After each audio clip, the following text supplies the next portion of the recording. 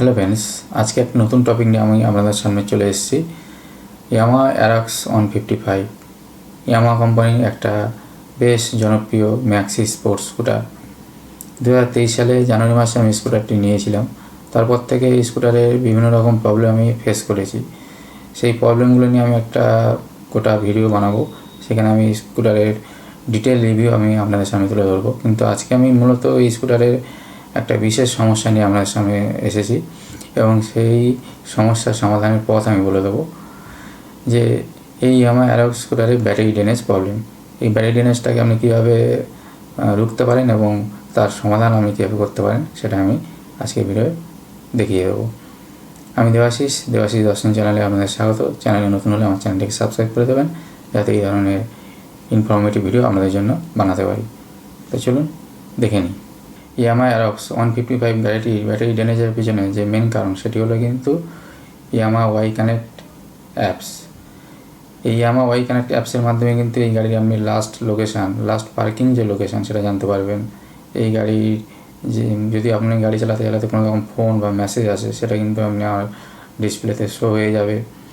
এবং আপনার গাড়ি যদি কোনো ব্রেকডাউন হয় বা কোনো রকম সমস্যা হয়, আপনি এই ওয়াই কানেক্ট অ্যাপসের মাধ্যমে আপনি সেই সমস্যার সমাধান করতে পারবেন। গাড়ির ফুয়েল কনজাম্পশন আপনি এই অ্যাপসের মাধ্যমে আপনি জানতে পারবেন।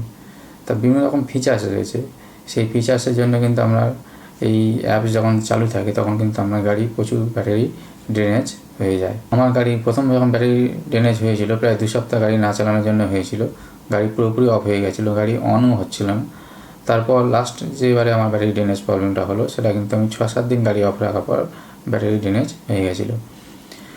তা এই ব্যাটারি ড্রেনেজ প্রবলেমটা কিন্তু এখন আমি অনেকটা সলভ করে ফেলেছি।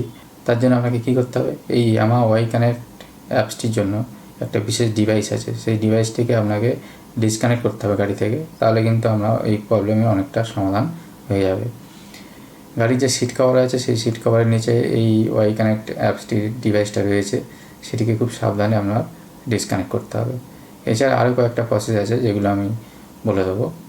তো চলুন দেখে নিই কীভাবে আপনি এই ওয়াই কানেক্ট ডিভাইসটিকে আপনি ডিসকানেক্ট করবেন। এবং একই সময় বলে দেবো ব্যাটারি ড্রেনেজ হয়ে যাওয়ার পর আপনি কীভাবে ব্যাটারিটাকে খুলে আবার নতুন করে ব্যাটারি চার্জ দিতে পারেন।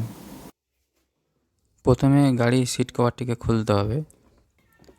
সিট কভারটি খোলার পর যেদিকে ওয়াই কানেক্ট সাইন দেওয়া রয়েছে সেদিকে একটি বক্স মতো রয়েছে। সেই বক্সের দুই সাইডে দুটো স্ক্রু আছে। সেই স্ক্রু দুটোকে আপনাকে ধীরে ধীরে খুলতে হবে। এবং এই বক্সের ভিতরে আছে গাড়ির ব্যাটারি এবং ওয়াই কানেক্ট ডিভাইস। প্রথমে আমরা গাড়ির ব্যাটারিটিকে ওপেন করব। ব্যাটারিটি ওপেন করার জন্য গাড়ির ব্যাটারির দুই সাইডে দুটো স্ক্রু লাগানো আছে, সে দুটোকে খুলতে হবে। লাল রাবারের নিচে একটি স্ক্রু রয়েছে, সেটিকে খুলতে হবে। এই দুটো স্ক্রু খুললে ব্যাটারিটি ওপেন হয়ে যাবে। এবং আপনার ব্যাটারি যদি চার্জ শেষ হয়ে যায়, আপনি এইভাবে ব্যাটারিটা খোলার পর সেটি কোনো গ্যারেজে বা দোকানে নিয়ে গিয়ে আপনি চার্জ দিতে পারেন। বাড়িতে অনেকে চার্জ দেন, বাড়িতে না চার্জ দেওয়াই ভালো। ব্যাটারির গায়ে ব্যাটারির ডেসক্রিপশান দেওয়া আছে। যদি ব্যাটারি কখনও পুরোপুরি নষ্ট হয়ে যায় তখন এই ডেসক্রিপশান দেখে আপনি নতুন ব্যাটারি রিপ্লেস করতে পারেন। এরপর ব্যাটারি যদি চার্জ দেওয়ার প্রয়োজন থাকে, ব্যাটারিটিকে চার্জ দিয়ে আবার পুনরায় যেমনভাবে আপনি খুলেছিলেন তেমনভাবে ব্যাটারিটিকে লাগিয়ে দিতে হবে। স্ক্রুগুলো নিজের নিজের জায়গায় লাগিয়ে দিতে হবে। এই ব্যাটারি চার্জ অনেকে বাড়িতে দেন, তবে বাড়িতে না দেওয়াই ভালো। যদি আপনার চেনাশোনা দোকান থাকে তাহলে ফ্রিতেই ওরা ব্যাটারি চার্জ দিয়ে দেয়, না হলে ন্যূনতম 50 টাকা মতো নেয় এবং ব্যাটারি চার্জ দিয়ে দেয়। তাই দোকান থেকেই চার্জ দেওয়া ভালো। একটা নির্দিষ্ট ভোল্টে, একটা নির্দিষ্ট রেঞ্জে ব্যাটারি চার্জ দিয়ে দেয় ওরা। এবারে আমরা দেখব ওয়াই কানেক্ট যে ডিভাইসটি রয়েছে সেই ডিভাইসটি কীভাবে গাড়ি থেকে ডিসকানেক্ট করতে হবে। কারণ গাড়ির ব্যাটারি চার্জের পেছনে কিন্তু এই ওয়াই কানেক্ট ডিভাইসটি কিন্তু মেনলি দায়ী। এই যে দেখতে পাচ্ছেন এটি হচ্ছে ওয়াই কানেক্ট ডিভাইস। মূলত এই ওয়াই কানেক্ট ডিভাইসটি রানিং থাকার কারণে ঘন ঘন ব্যাটারি ড্যামেজ হয়ে যায়। কারণ এইটা রান থাকলে ব্যাটারি চার্জ অনেকটা কমে যায়, এটা অনেকটা পরিমাণে ব্যাটারি চার্জ কমিয়ে দেয়। তা এখন আমরা দেখব এটাকে কীভাবে আপনি গাড়ি থেকে ডিসকানেক্ট করতে পারবেন। এই যে লাল মতো অংশটি রয়েছে, এখানে লং প্রেস করতে হবে আপনাকে।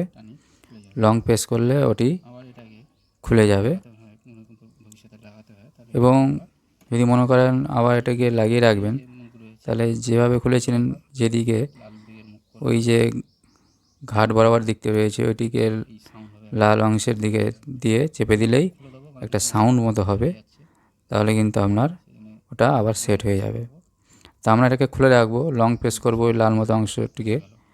লং প্রেস করলে এটি খুলে আসবে, এবং এই অংশটিকে আমরা সেফলি ভিতরে রেখে দেবো চেপে। এবং এই যে লাল মুখ অংশটি রয়েছে, এখানে আপনারা টেপ দিয়ে ওটাকে চেপে দেবেন যাতে না ধুলো পড়ে।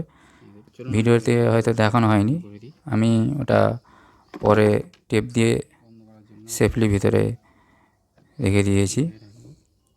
এরপর আপনারা গাড়ি যেভাবে ওয়াই কানেক্ট ডিভাইসের উপর যে বক্সটি যেভাবে ওপেন করেছিলেন, সেটিকে ঠিক একই রকমভাবে আবার ওটাকে বন্ধ করে দিতে হবে। খুবই সোজা প্রসেস। এরপরে আপনাকে এই যে ওয়াই কানেক্ট ডিভাইসটি রয়েছে সেটি যাতে নষ্ট না হয়ে যায়, এর মুখে অনেক যাতে না ধুলো পড়ে ডিভাইসটি যাতে না খারাপ হয়ে যায়, সেজন্য আপনাকে এই ডিভাইসটিকে টেপ দিয়ে মুখটা বন্ধ করে দিতে হবে। নাহলে পরবর্তীকালে যদি আবার মনে করেন ডিভাইসটি সেট করবেন, সেক্ষেত্রে আর ঠিকঠাক কাজ করবে না। এই জন্য আপনাকে ওর মুখটাকে টেপ দিয়ে বন্ধ করে দিতে হবে, দিয়ে আপনি ওটা কোনো সেফ জায়গায় রেখে দেবেন। যদি ভবিষ্যতে আবার প্রয়োজন হয় আপনার, বা যদি মনে করেন যে আমি এটাকে আবার সেট করব, আবার লাগিয়ে দিতে পারেন, কারণ এই ডিভাইসটি কিন্তু যথেষ্ট দাম রয়েছে, তাই এটাকে সেফভাবে রেখে দিতে হবে। সুতরাং দেখতে পাচ্ছি এইভাবে আমরা সহজেই গাড়ির যে ব্যাটারি ড্যামেজ প্রবলেমটাকে অনেকটা কমাতে পারবো। এই প্রসেসটি করার পর আমার ব্যাটারি ড্যামেজের প্রবলেম অনেকটা সমাধান হয়ে গেছে। আপনারা এই প্রসেসটি ফলো করুন, আপনাদেরও কাজে লাগবে।